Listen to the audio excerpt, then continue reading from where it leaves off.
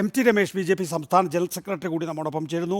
Shri M T Ramesh, governor Arif Mohammed Khan SFI പ്രതിഷേധക്കാരെ കാണുകയും അദ്ദേഹം കാറിൽ നിന്നിറങ്ങുകയും ഇപ്പോൾ ഒരു കടക്ക് മുമ്പിൽ കസേരയിട്ട് ഇരിക്കുകയും പോലീസിനോട് ശകാരിക്കുകയും ഒക്കെ ചെയ്യുന്നത് പ്രോട്ടോകോൾ ലംഘനമല്ലേ?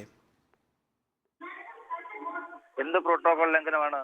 ഒരു ഗവർണർക്ക് മതിയായ സുരക്ഷ ഒരുക്കാൻ ഒരു പോലീസിനും ഭരണകൂടത്തിനും സാധിക്കുന്നില്ലെങ്കിൽ പിന്നെ ഗവർണർ എന്താ ചെയ്യുക? ഗവർണറായ രീതിയിൽ പ്രതിഷേധിക്കും. ഒരു ഗവർണർക്ക് സുരക്ഷ ഒരുക്കേണ്ടത് പോലീസിന്റെ ബാധ്യതയാണ്. പോലീസും ഗവൺമെന്റിന്റെ സഹായത്തോടു കൂടിയല്ലേ SFIക്കാർ ഈ കരിങ്കൊടി കാണിക്കുന്നത്. ഇല്ലെങ്കിൽ SFIക്ക് കാണിക്കാൻ സാധിക്കുമോ? പോലീസുകാരന് കൂട്ടുനിൽക്കുന്നു. സർക്കാർ പോലീസിനോട് പറഞ്ഞിട്ടുണ്ടാവും നിങ്ങൾ കണ്ണടയ്ക്കാൻ. അപ്പോൾ ഒരു സംസ്ഥാനത്തിന്റെ ഗവർണറെ ഇങ്ങനെ തെരുവി ഗുണ്ടകളെ പോലെ നേരിടാൻ വേണ്ടി ഒരു കൂട്ടം ആളുകൾ തയ്യാറാക്കുമ്പോൾ അതിനെതിരായിട്ട് അതിന് കണ്ണെടുക്കുന്ന പോലീസിനായിട്ടും സർക്കാരിനായിട്ടും ഗവർണർ ഈ നിലപാട് സ്വീകരിക്കും. ഒരു ഗവർണറും സർക്കാരും തമ്മിൽ എന്തെങ്കിലും അഭിപ്രായ വ്യത്യാസങ്ങളുണ്ടെങ്കിൽ തെരുവിൽ ഇങ്ങനെയാണ് തീർക്കേണ്ടത്.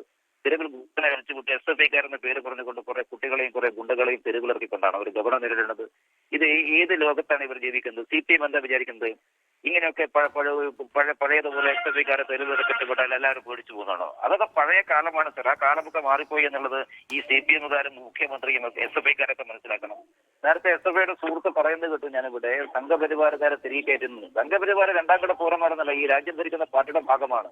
ഈ രാജ്യത്തിലെ എല്ലാ സർവകലാശാലകളിലും എല്ലാ സ്ഥാപനങ്ങളിലും അക്കാദമിക് യോഗ്യതയുള്ള ആളുകൾ വരും. അത് സംഘപരിവാരായാലും അല്ലാത്തവരും വരും.